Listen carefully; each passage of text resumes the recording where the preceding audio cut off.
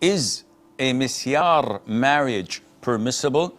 And this question is unfortunately a frequently asked question. What is Misyar marriage? A Misyar marriage is a normal contract between a man and a woman with the approval of her guardian, with the presence of two male Muslim witnesses, naming the dowry. So what's the difference between it and a normal marriage? In this Misyar marriage, the woman forgives or let go some of her own rights due to necessity. For example, she says, I don't require that you come to my home every other night. If he has a first wife and she's the second wife, he's obliged to spend equal nights with both wives. But she says, I don't require this. Or she says, I don't require you getting me a house. I have my own house. I don't need a house. Or she says, I'm a rich woman, or I have a job. I don't require you to provide for me the food and to pay the rent and the electricity bill. I'll take care of the financials, my own financials. So what is the ruling on such a marriage? If the conditions are fulfilled, what are the conditions? The main condition is that the marriage is for good and hopefully for life until these conditions or until these needs are gone.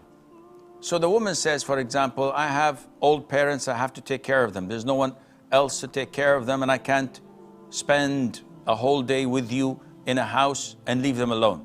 So I'm happy if you come twice a week and you sit with me for 4 or 5 hours and we dine and we do whatever, and alhamdulillah.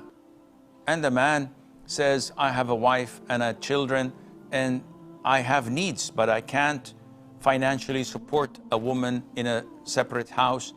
If Allah Azza wa Jal provides for me and I get more money, yes, I'll do that in the future. So their intention is good. So these conditions, if they're fulfilled and the intention is to stay away from haram and to satisfy one another in halal means, then alhamdulillah, this is fine.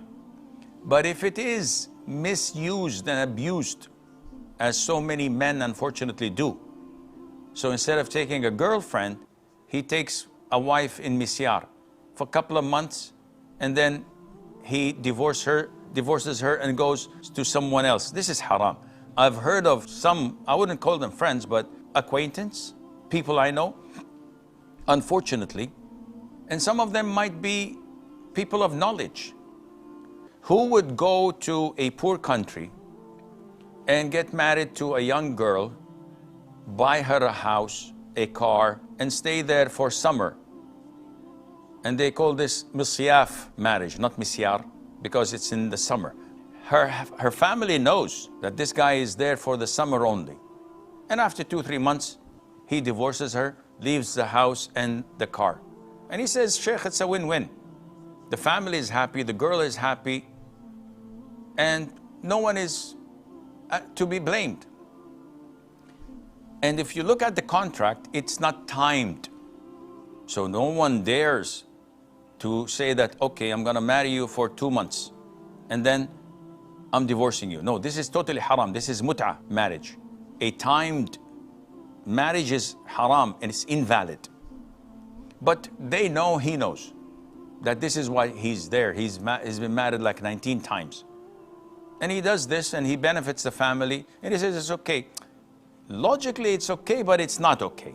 This is messing up with the Sharia and using it for your own whims and desires, which is not permissible, and Allah knows best. So if the Misyar marriage is as described, with the good intentions, with the intention of staying away from haram until things improve and become better, inshallah there's nothing wrong in that.